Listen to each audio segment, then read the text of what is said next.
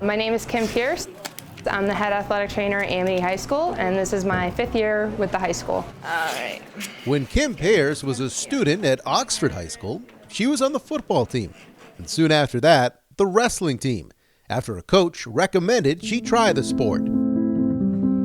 Kim would go on to wrestle on the men's team at Springfield College, and now works at a school where Todd Patterson's program has 4 female wrestlers. Let's go, 10 seconds, get another one, 10 seconds. 4 or 5 years ago, we would go to a tournament and we'd see 1 or 2 girls, including ours, and now we can go to a tournament and we see about a dozen. I think it really has to do with the fact that women's wrestling became an Olympic sport in 2004, and so these girls have grown up knowing like, hey, I can be an Olympic athlete. Actually, I did ballet, classical ballet, at New Haven Ballet since 2nd grade till the end of 8th grade, so just before I started high school. When I first started wrestling, it helped me with balance and flexibility. If I chose to stick to ballet, my life would have been completely different now, and I don't know what it would be like, but I'm glad I chose to wrestle. Confidence is a big key. You gotta go out on the mat ready to wrestle. Don't let anyone get to your mind. Self-discipline, a lot of it. Do the right thing without others watching or being asked to. I think there's a huge movement right now in which we, as a society, want to encourage young girls and women to be strong and fierce and empowered. I don't think another sport embodies that like wrestling does. Probably 4 or 5 years ago, you'd go to a tournament and a girl would win, and the whole crowd would erupt and be like, oh yeah, the girl won. And now it's becoming a little bit more normalized.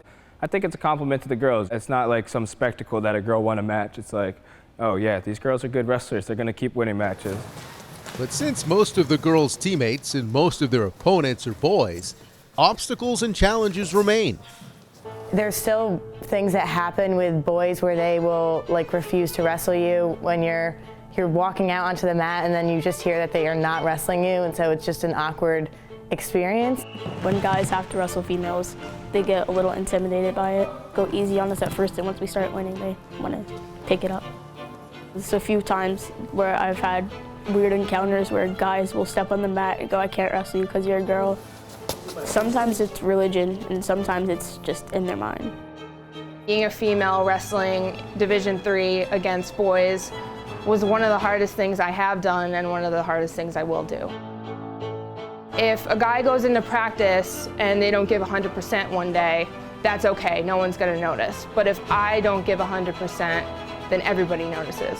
148 girls wrestled this season at Connecticut high schools, and this weekend's CIAC Girls Invitational is a state first to be held right alongside the boys at the Floyd Little Athletic Center in New Haven.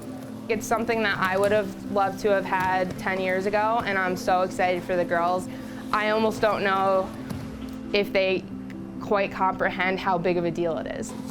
I just like being a part of something that's so new, and we're basically making history, and I'm a part of it.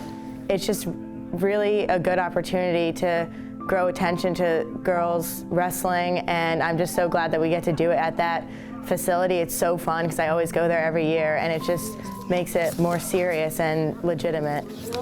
I hope that there's little girls in the stand that came to watch their brothers or something like that, or came to watch a friend's brother, and they keep kind of peeking over at the girls and seeing them wrestle and say, hey, I can do that. That can be me someday.